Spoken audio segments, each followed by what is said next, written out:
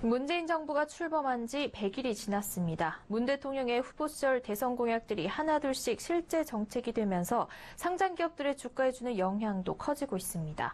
4차 산업 관련 종목 등 수혜를 보는 종목이 있는가 하면 최저시급 인상과 부동산 대책 등으로 전망이 어두워진 종목도 있습니다.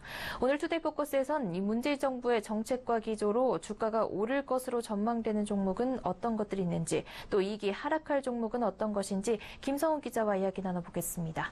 안녕하세요. 네, 안녕하세요. 네, 이 문재인 정부의 새로운 정책들이 증권시장에도 많은 영향을 미치고 있는데요. 우선 이 정책 덕을 본 종목들은 어떤 것들이 있습니까? 네, 먼저 문재인 대통령의 당선 자체가 주식시장에 긍정적인 영향을 주었는데요. 리더십 불확실성이 해소되고 새 정부의 경기 부양책에 대한 기대가 높아지면서 코스피 지수는 2,400선을 돌파했고 연일 최고가 행진을 보였습니다.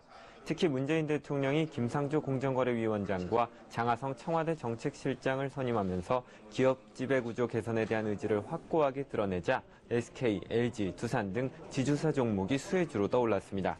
실제로 SK의 주가는 지난 4월 22만 원대였지만 6월 김상조 위원장이 임명되면서 28만 원대로 치솟아 신고가를 기록했고 오늘은 1.13% 오른 26만 8천 원에 마감했습니다. 두산도 4월에는 9만 원대를 벗어나지 못했지만 6월에는 13만 원을 넘었고 현재도 12만 5천 원 수준을 유지하고 있습니다.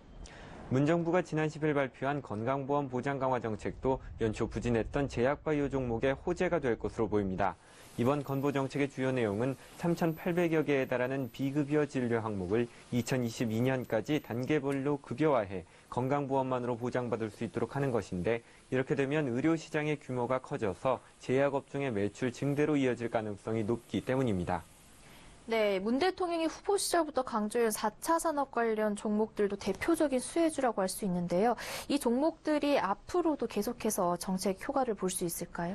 네, 사실 문 대통령이 취임했을 당시에 4차 산업 관련주의 상승세는 삼성전자 등 IT 주도주의 강세가 이끈 영향이 컸습니다.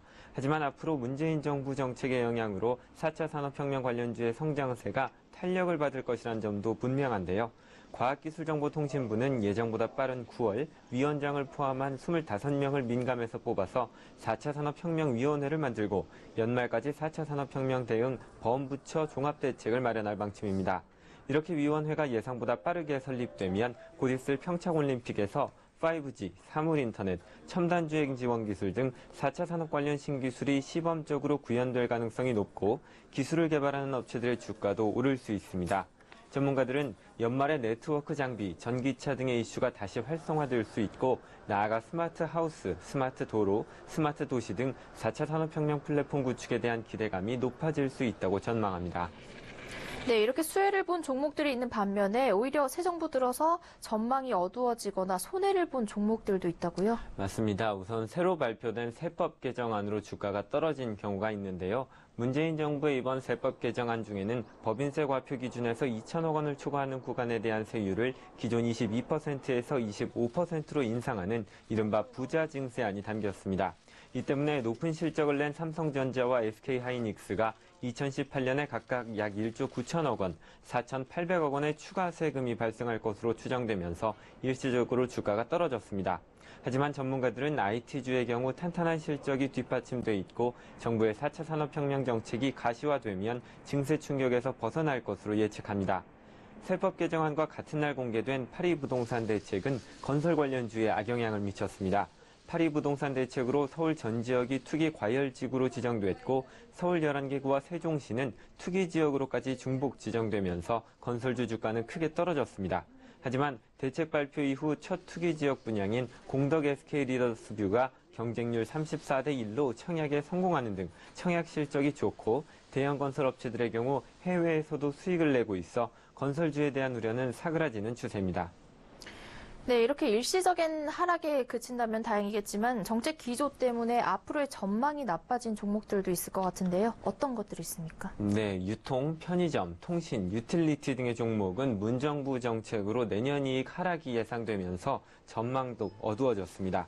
먼저 유통 편의점주의 경우 대형마트 영업 규제와 최저임금 1만 원 기조의 영향으로 실적 하락이 불가피해 보입니다. 문재인 정부의 통신비 절감 공약이 구체화되면서 통신주에 대한 전망도 악화됐습니다. 전문가들은 정부의 통신요금 인하 의지가 강력하기 때문에 선택약정 할인 제도는 물론 65세 이상 저소득층 요금 감면, 보편요금제 도입 등이 구체화될 경우 실적과 주가에 부정적 영향을 미칠 것이라고 설명했습니다. 전기, 물, 가스 등 생활에 필수적인 공공재 성격이 강한 업종을 말하는 유틸리티 종목의 경우 탈원전 정책이 발표되면서 주가가 급락했고 앞으로도 규제 리스크가 커질 것이라는 예상이 나옵니다. 네, 새 정부 들어 희비가 갈리고 있는 증권시장에 대해 김서훈 기자와 이야기 나눠봤습니다. 오늘 말씀 고맙습니다. 감사합니다.